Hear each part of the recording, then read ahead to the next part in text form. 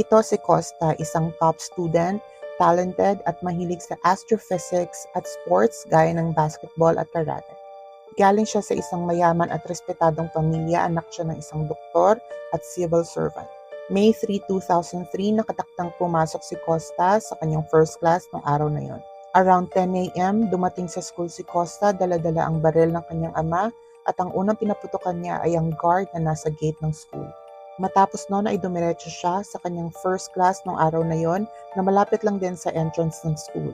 Yon ang kanyang history class at doon din siya nagsimulang paputukan ang mga estudyante sa loob ng classroom. 8 estudyante ang tinamaan ng bala at iba pang 6 na estudyante ang nasaktan. Dala ni Costa nung araw na yon ay 2 baril ng ama at 5 magazine ng bala.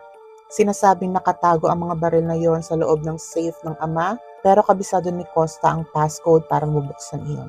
Sinasabing between January at bago mangyari ang pamamaril ay 2 beses na isinama si Costa ng kanyang ama sa shooting range.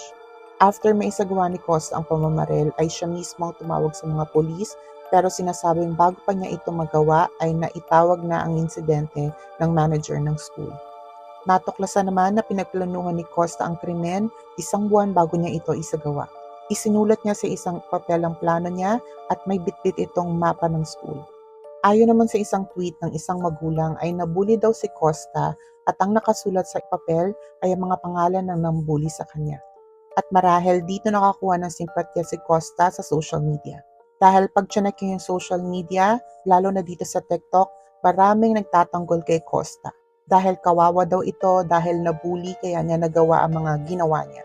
Pero pinabulaanan nito ng mga pulis dahil ang sabi ng mga ito, ang nakasulat daw sa papel ay ang mga klase na kanyang pupuntahan at ang mga targets niya noong araw na yon. Para sa akin, walang valid reason para pumatay ka ng kapwa mo tao. Hanggang ngayon ay hindi pa talaga klaro kung ano ang motibo ni Costa sa ginawa niyang krimen. Nabully ba talaga siya at gusto niya maghigante? O masyado lang siyang maagang na-expose sa mga baril? Kahit ano pa man ang naging motibo ni Costa sa nagawang krimen, under the Serbian law ay hindi ito maaaring kulong dahil under 14 years old ito. Pero dapat may managot sa krimen. Sinampahan ng kasong against public safety ang ama ni Costa, habang ang ina naman nito ay kinasuhan ng child neglect.